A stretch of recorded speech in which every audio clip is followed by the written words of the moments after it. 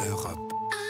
Europe 1. On passe à l'économie avec vous, Emmanuel Dutheil, et on s'intéresse donc ce matin à une première puisque la banque HSBC a accepté de payer une amende pour éviter un procès. Oui, c'est la première à bénéficier de ce que l'on appelle une convention judiciaire d'intérêt public. Cette disposition a été instaurée il y a seulement quelques mois dans le cadre de la loi Sapin 2 sur la moralisation de la vie économique. Plutôt que d'aller au procès, les deux parties, en l'occurrence le parquet national financier et l'entreprise mise en cause, peuvent s'entendre sur le montant d'une amende et éviter comme ça toutes les poursuites. Ça permet de ne pas engorger plus qu'ils sont les tribunaux, ça permet d'aller plus vite.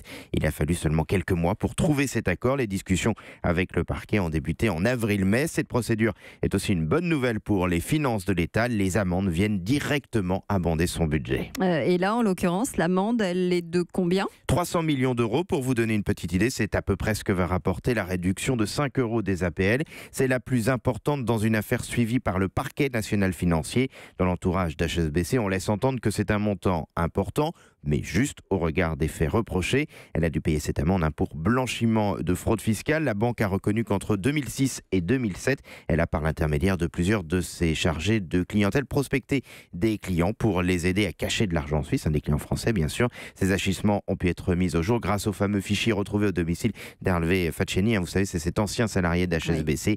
Oui. Grâce à cette transaction financière, toutes les poursuites sont abandonnées contre la banque. Et d'autres entreprises sont aussi en discussion ? Bien, en tout cas, ces dispositions s'inspirent de ce qui se fait notamment aux États-Unis. Discuter directement, ça permet d'éviter une forme de loterie au procès. Ça lève plus vite les incertitudes sur la peine, le montant de l'amende. Ça permet aussi d'éviter un procès médiatique qui peut entamer la réputation de l'entreprise.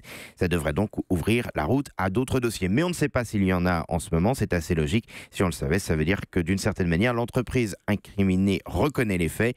En tout cas, ce que l'on sait, c'est que ça ne marche pas à tous les coups. Une autre banque, UBS, a aussi discuté avec le parquet national financier, là encore pour des faits de blanchiment. Mais ils n'ont pas réussi à trouver un accord dans ce dossier. Il y aura donc un procès. Europe 1.